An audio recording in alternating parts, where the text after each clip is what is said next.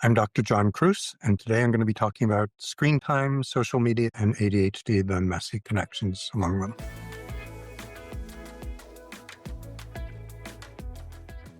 Take home would be there's some evidence that ADHD does predispose or drive people to develop excessive social media use, and it's particularly problematic more than just the amount excessive can drive ADHD symptoms.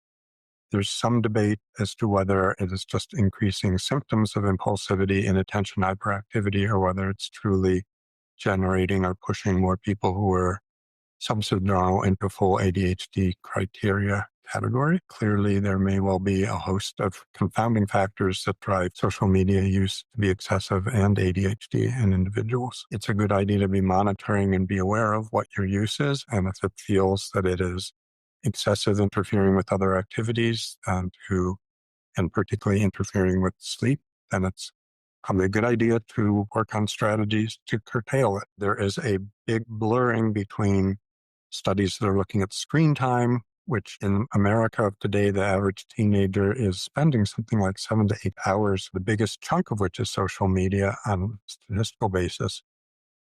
But whether they're counting screen time, which is all social media and gaming and television watching, or whether they're trying to focus just on social media interaction. So sorting out what's actually being measured, whether it's being measured by actually recording or monitoring, or whether it's their assessment and whether they're assessing it on a day-to-day or hour-to-hour basis, or they're just giving a summary. There's a lot of variability and a lot of blurring here.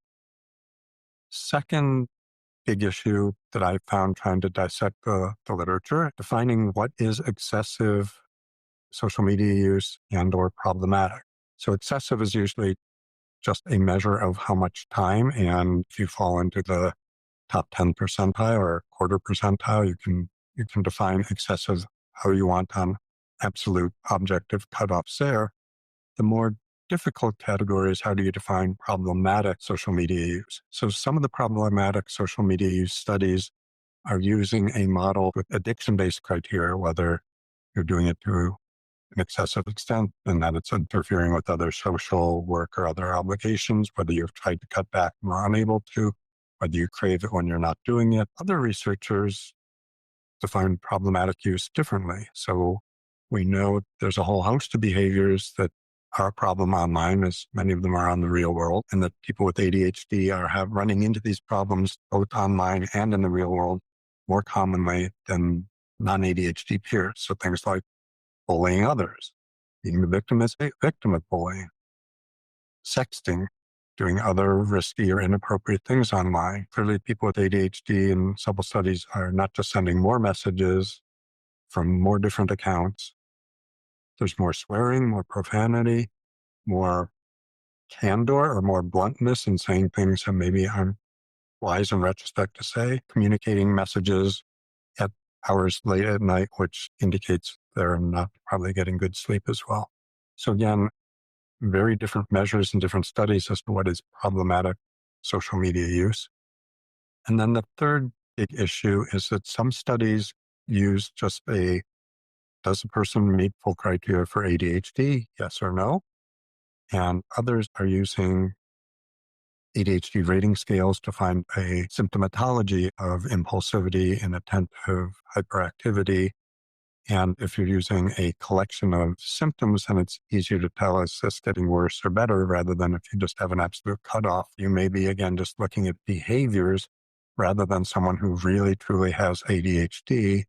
The problem with the ADHD cutoff is you may be missing so much potential information, and someone may be changing substantially in terms of the degree or severity of their ADHD, and yet you may only have do they have it or do they not? I'm going to oversimplify, overcondense, but the studies suggest that if we're comparing social media problematic use versus gaming, video playing online, video addictive behavior, anxiety, ADHD, depression, OCD-like behaviors contribute to both types of behaviors.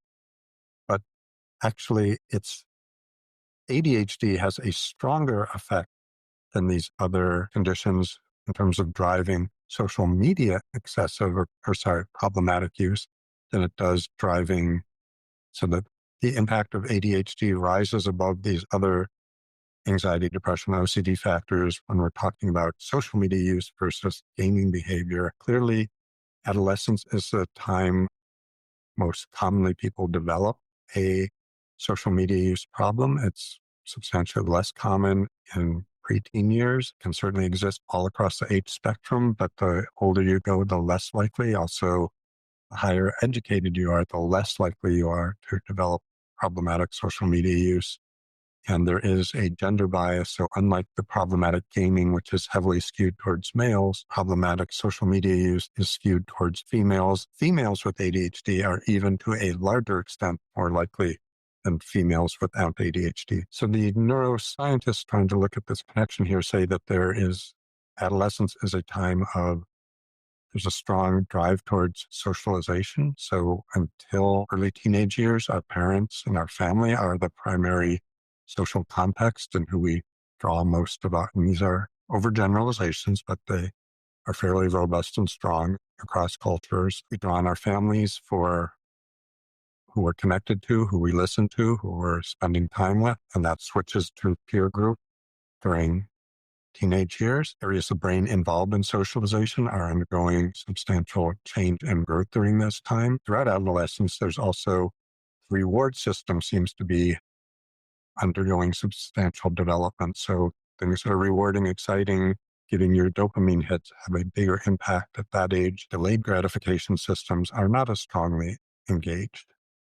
This is in all adolescence going on, and many, but not all researchers would say the evidence is pretty strong that the adolescent in dealing with ADHD, those statements can be taken to an even higher level. So even more driven by immediate reward, even more concerned about social connections and fitting in.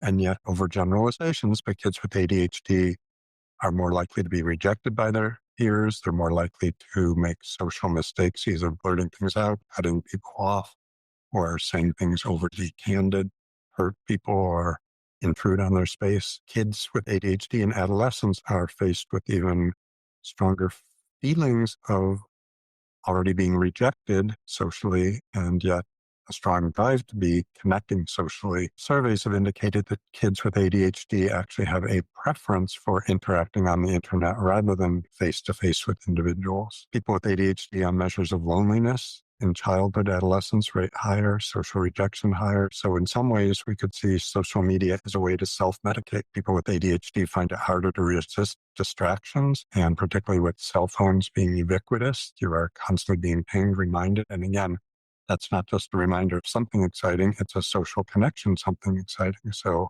again, that's the double whammy in these teenage years of it's attractive because it's connecting to something, and it's attractive because it's rewarding. Modern social media is a much faster interaction. You can be multitasking. It's faster. It's scrolling from one to one. So you are having external distractions coming up more quickly. You have internal distractions that you get to scroll onto something else, jump onto something else.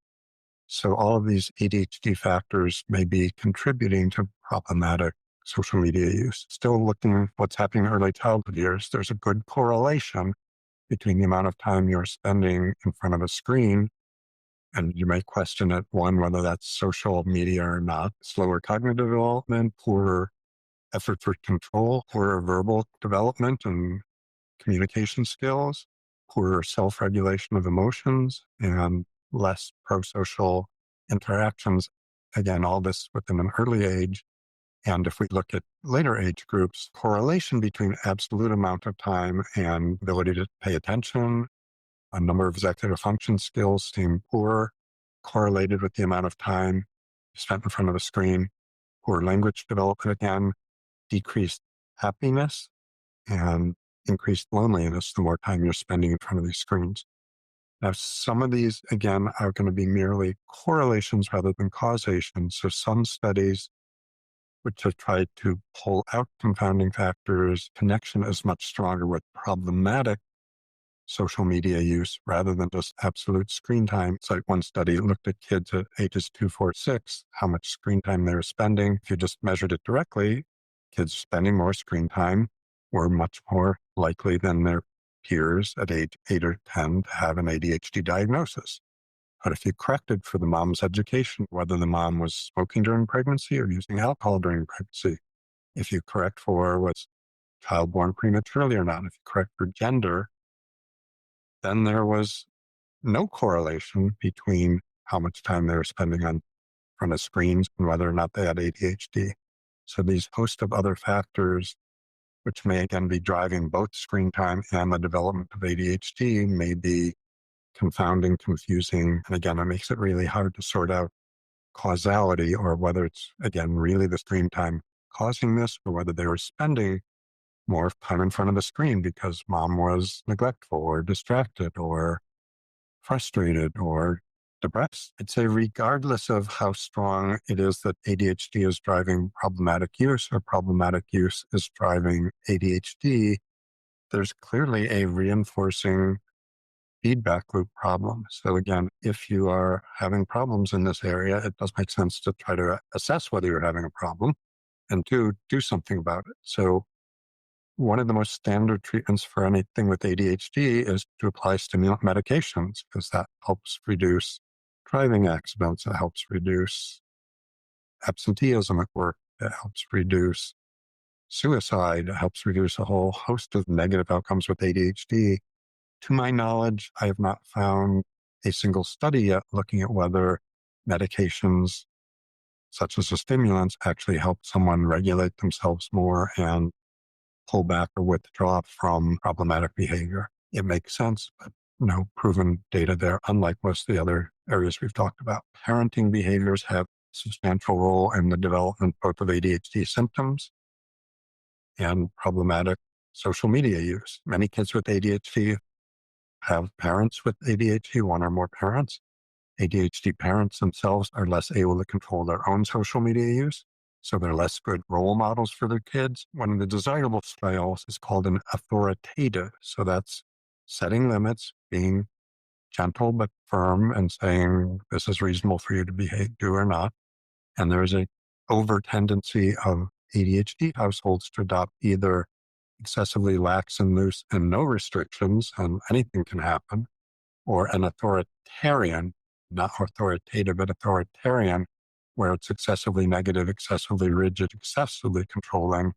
And again, either extreme seems to be correlated with worse ADHD symptoms down the line and more extensive problematic social media use. Given that some part of the problematic online social media use is not having good enough social skills in the real world, is teaching kids and adults better social skills. And the evidence so far that I will really briefly summarize is that teaching social skills, particularly to kids, seems far more effective if you're doing it live in a recreational group, in a happy, supportive, interactional group. And we also know that sleep deprivation contributes to severity of ADHD symptoms. There are probably biological reasons people with ADHD are more likely to want to stay up late at night or have more trouble controlling it. I would resort to sort of behavioral and technological. Use apps that lock yourself out of your app after a certain time at night. Remember to put your phone in a different room than the one you're sleeping in so you're not tempted as you're going out to bed to check 3 more updates on people's accounts or 2 more texts. We spend so much time focusing on whether people are getting enough sleep, and it's every bit as important to get the same consistent hours of sleep.